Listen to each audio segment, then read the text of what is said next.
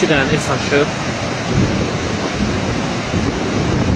Bir nəfər də su aparıb. Ağsuda selin ekskavatora aparması nəticəsində ölən Həyatullayev Pərvez sahə rəisi olub. Bununla bağlı reporta Azərbaycan Avtomobil Yolları Dövlət Agentliyindən bildirilib. Qeyd olunub ki, rayonun Kalva kəndində baş verən hadisədə daha 3 nəfər xəsarət alıb.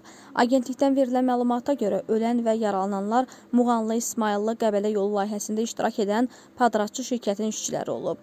Xatırladaq ki, işçilər yağışın başlamasını müşahidə edərək təhlükəsizlik məqsədi ilə ekskavatorun içərisində yerləşiblər. Lakin bir qədər sonra çaya sel gəlib və güclü axın təsirindən ekskavator aşıb.